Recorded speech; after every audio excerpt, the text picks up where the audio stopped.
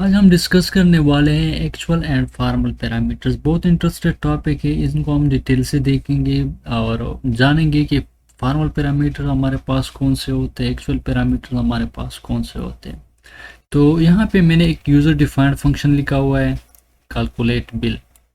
और इस बिल को हम कैलकुलेट कर रहे हैं, ठीक है। यहाँ पे मैंने जो ब्रेसेस है या जो पेरेंथेसिस है यहाँ पे, उनके अंदर मैंने 3 वेरिएबल डिक्लेयर किए इन डेटा टाइप के।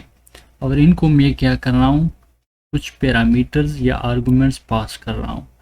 तो ये हमने अभी तक देख लिया कि हमारे पास एक यूज़र डिफाइंड फंक्शन होता है या बिल्ट इन फंक्शन होता है, उसको हम कॉल करते हैं या आर्गुमेंट पास करते, कुछ वीडियो पास करते और फंक्शन कराते हैं, ठीक है। अपना हमें जो फंक्शन चाहिए वो फंक्शन हम कराते हैं।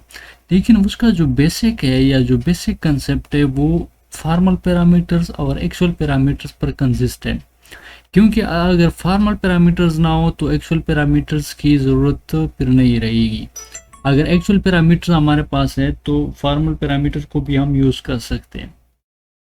तो इस तरह ये बोथ जो है वो एक दूसरे पे से समझो कि डिपेंड करते हैं। अगर हमारे पास फॉर्मल पैरामीटर्स है तो एक्चुअल पैरामीटर का होना भी ज़रूरी है। अगर हमारे पास एक्चुअल पैरामीटर्स नहीं है तो फॉर्मल पैरामीटर्स की कोई ज़रूरत नहीं रहेगी। यानी दोनों एक दूसरे पे डिपेंड करते हैं। तो जानते हैं कि जो हमारे पास फॉर्मल पैरामीटर्स है और एक्चुअल पैरामीटर्स है, इनको डिटेल से देखते हैं और इसको हम समझेंगे और फंक्शंस करेंगे या प्रोग्राम करेंगे और इसको डिटेल से देखेंगे। तो यहाँ पे इसको समझने से पहले हम हमारे पास जो प्रोग्राम है उसको समझते हैं कि हमारे पास क्या क्या काम करेगा। तो यहाँ पे मैंने एक calculate bill user defined function declare किया हुआ है, ठीक है। यहाँ पे मैंने कुछ स्टेटमेंट्स दी हुई है, ठीक है। इस फंक्शन में हमारे पास क्या आएगा, टोटल, यानी जो टोटल होगा उन वीडियोस का वो हमारे पास आएगा। और वो हम क्या कर रहे हैं, यहाँ पर जो हमारे पास बिल एक वेरिएबल है उसमें हम स्टोर कर रहे हैं। यहाँ पे हम इसे स्टोर कर रहे हैं, ठीक है।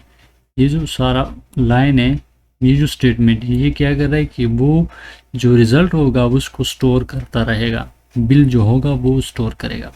सो यहाँ हमारे पास जो राइस है, चिकन है, फ्रूट है, यहाँ पर हमने कुछ वैल्यूज दी हुई, इनको हमने इनिशियलाइज किया हुआ है।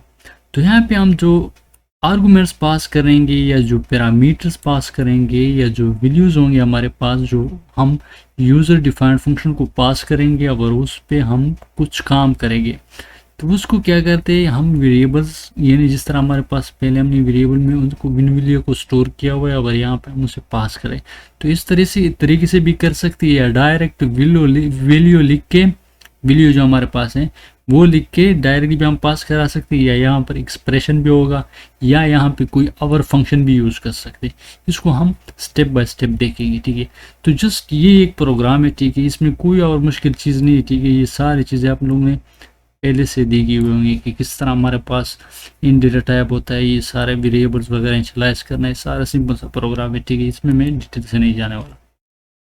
तो यहाँ पे हमारे पास जो हम आर्गुमेंट्स पास कर रहे हैं वो वेरिएबल्स की मदद से पास कर रहे हैं, ठीक है। वेरिएबल में हमने वैल्यू स्टोर करके और वो वेरिएबल को हम क्या करें, as a argument in parameters को पास कर रहे हैं, ठीक है। तो चलो देखते हैं प्रोग्राम को क्या एग्जीक्यूट होता है या नहीं। ये हमारे पास सक्सेसफुली एग्जीक्यूट हो रहा है क्योंकि हमारे पास 25 50 आता है और 50 + 50 100 बन जाता है, ठीक है। तो ये सक्सेसफुली काम कर रहा है। अब हम ऐसे करते हैं कि जो हमारे पास, ये तो हमने डायरेक्ट किया, सॉरी वेरिएबल्स की मदद से किया। अगर हम इसको डायरेक्ट वैल्यू पास करें तो क्या ये एग्जीक्यूट होगा?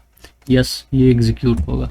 इसको मैं कमेंट आउट करके यहाँ पे मैं इसको हटाकर यहाँ पर मैं फॉर एग्जांपल 25 50। तो ये क्या करेगा, जो 25 है 25, ये पहले इसको देगा जो पहला पैरामीटर होगा, सेकंड जो आएगा वो सेकंड पैरामीटर को देगा, और जो थर्ड होगा वो थर्ड पैरामीटर को देगा। ये कुछ इस तरह से पास होता है। तो इसको हम सेव करके यहाँ पे एग्जीक्यूट में कंपाइल एंड रन, तो ये भी सक्सेसफुली हो रहा है। तो मतलब ये है कि हम डायरेक्ट वैल्यू यूज़ करके भी आर्गुमेंट पास करा सकते हैं, या वेरिएबल्स में स्टोर करके वो वेरिएबल्स की नाम यहाँ पे लिख के हम पास करा सकते हैं। फॉर्मल पैरामीटर उसे क्या करता है, स्टोर करता है। यहाँ पे हम पास कराते हैं और वो अपने पास क्या कराता है, स्टोर कराता है। और यहाँ पर हम उसे स्टेटमेंट में काम लेते हैं कि हमने उनके साथ क्या क्या काम करना है। सो नेक्स्ट यहाँ पर अगर मैं इस तरह करूँ कि इनको रहने दूँ और यहाँ पे मैं करूँ कि एक फंक्शन यूज़ करते हैं, let suppose XQRT 5, square root of 5 किसके बराबर होता है, 2 पॉइंट समथिंग। यहाँ पे मैं लिख देता हूँ square root of 5 equal to 2 point something, ठीक है, 2 पॉइंट समथिंग। तो ये क्या करेगा कि 25 यानी 50 52 5 टू आंसर हमारे पास आएगा। तो यहाँ पे हम एग्जीक्यूट में आके कंपाइल एंड रन। तो ये क्या कह रहा है, मुझे एरर दे रहा है। और एरर क्यों दे रहा है, क्योंकि हमने यहाँ पे एरर फाइल इंक्लूड नहीं किया। यहाँ पे हम एक एरर फाइल इंक्लूड करेंगे जो होगा हैश इंक्लूड math.h। सो ये काम करेगा। तो सेव करने के बाद एग्जीक्यूट में कंपाइल एंड रन।